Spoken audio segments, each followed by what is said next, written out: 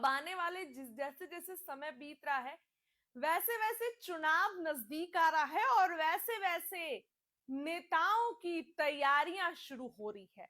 सभी दल की तैयारियां शुरू हो रही है। तेजस्वी यादव का जदयू कार्यालय के बगल में जो है कार्यक्रम का आयोजन किया गया, जिसमें अति पिछड़ों पर तेजस्वी यादव ने दांव खेला, लेकिन खचाखच भीड़ भरी हुई थी। और इसी दौरान तेजस्वी यादव ने जो है वो ये कहा, नारे लगे कि तेजस्वी यादव सीएम होंगे, तेजस्वी यादव को ही मुख्यमंत्री बनाना है, इसके नारे लगे। और तेजस्वी ने भी मंच से कहा कि जब हमारी सरकार आएगी तो अपराध करने वाले को गिन गिन कर जेल में डालेंगे, छोड़ेंगे किसी को नहीं।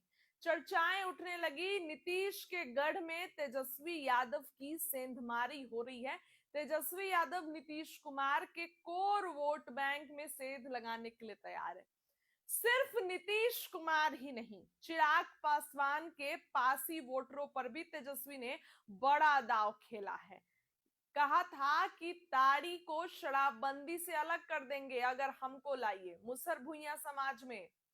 इधर आप देखिए कि जिस तरीके से युवाओं के बीच तेजस्वी का दबदबा बढ़ रहा है, यानी कि आने वाले दिनों में एनडीए की टेंशन और बढ़ाएंगे नेता प्रतिपक्ष। जदयू में भी आज बड़ी बैठक रखी गई थी, सभी लोग पहुंचे थे। जदयू में आज एक बड़ी बैठक रखी गई थी, उसमें सब लोग जो हैं वो पहुंचे थे।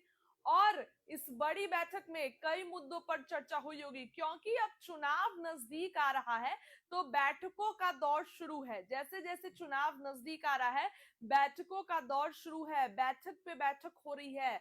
और राजद कार्यालय में भी कल एक बड़ी बैठक है, तीसरी बैठक आयोजित की गई है महागठबंधन की। सब लोग होंगे, चाहे सैनी हो, मुकेश सैनी हो, चाहे माले के विधायक लोग हो उनके पार्टी से, तेजस्वी यादव हो, कृष्ण अल्लावरू हो, कांग्रेस कमेटी कोऑर्डिनेशन कमेटी के अध्यक्ष, तो जाहिर सी बात है कि तेजस्वी रहेंगे।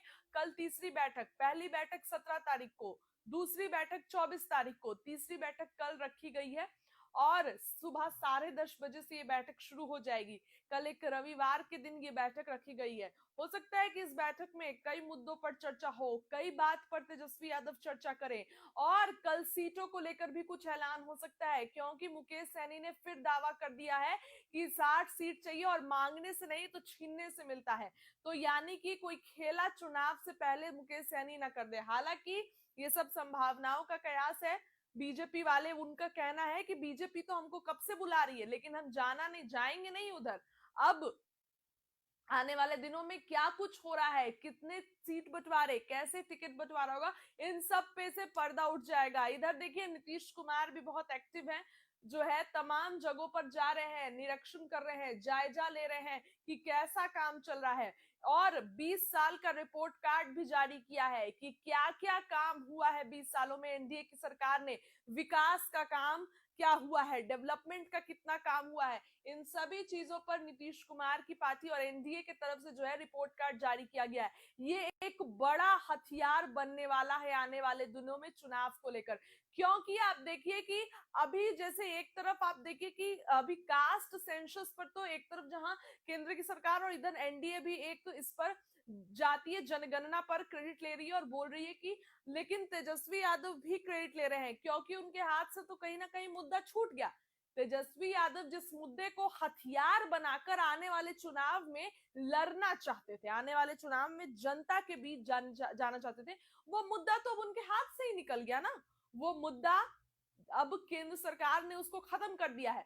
इसलिए केंद्र सरकार ने अब एक और मुद्दा जो है वो ले आई है। रिपोर्ट कार्ड नीतीश कुमार ने जारी किया है, 20 सालों में कितना काम हुआ, 20 सालों में क्या क्या काम हुआ, सभी जो है रिपोर्ट पेश करेगी। और बिहार में खेला जो है वो होगा, क्योंकि चुनाव दिलचस्प होने वाला है। चर्चाएं हो गई हैं, भोजपुरी जो है पावर स्टार पवन सिंह की एंट्री फिर से बीजेपी में होने के लिए।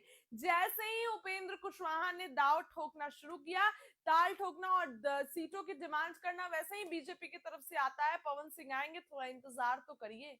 मनोज तिवारी सांसद हैं और बीजेपी की तरफ से कह दिए कि बिल्कुल वो आएंगे, उन्होंने ऐसा तो नहीं कहा, उन्होंने कहा कि अभी इंतजार करिए, लेकिन जिस लहजे में उन्होंने कहा तो ऐसा लगा कि आने वाले दिनों में सब कुछ क्लियर हो जाएगा और अगर पवन सिंह की एंट्री होगी तो फिर से उपेंद्र कुशवाहा क्या करेंगे।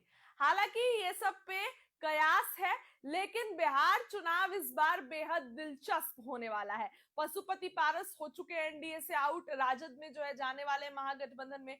इधर कांग्रेस के अलग ही तेवर है, सीएम नहीं मान रही है तेजस्वी यादव को। असुद्दीन ओवैसी ने भी तेजस्वी की टेंशन बढ़ा दी है।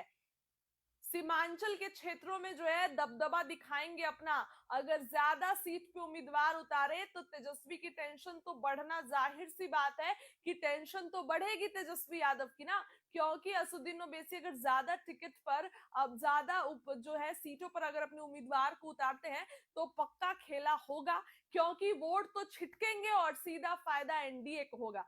इसीलिए आज उनका भी बिहार में, देखिए बिहार में बड़ा ऐलान था, कल गोपालगंज जाएंगे, वहां भी दौरा करेंगे।